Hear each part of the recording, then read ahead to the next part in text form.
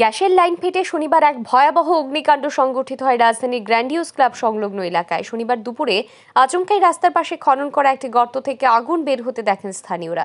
মুহূর্তের মধ্যে সেই আগুন বিশাল আকার ধারণ করে। সাথে সাথে স্থানীয়রা দমকল কর্মীদের খবর দিলে দমকল কর্মীরা ছুটে আসে। দমকলের দুটি ইঞ্জিনের সহায়তায় আগুন নিয়ন্ত্রণে আনা হয়।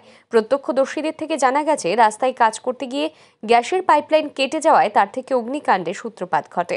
সংবাদ মাধ্যমের মুখোমুখি হয়ে এই বিষয়ে জানান এক দমকল কর্মী।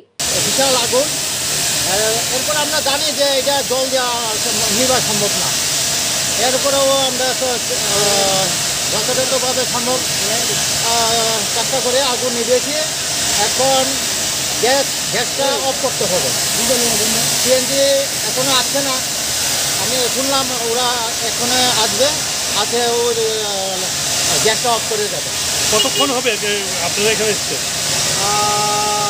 ধরেন 20 মিনিট।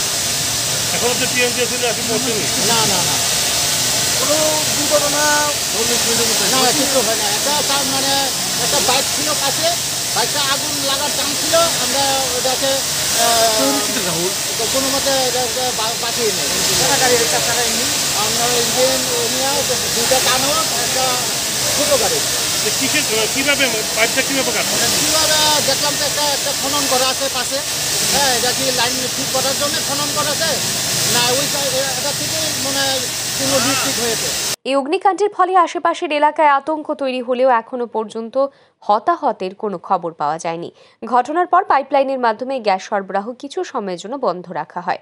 সেই সাথে ভবিষ্যতে যেন এই ধরনের ঘটনার পুনরাবৃত্তি না ঘটে সেইটা নিশ্চিত করতে এলাকার বিভিন্ন গ্যাসের লাইনগুলি তদারকি করে দেখছেন টিএনজিসিএল এর কর্মীরা। ব্যুরো রিপোর্ট, আর ই নিউজ।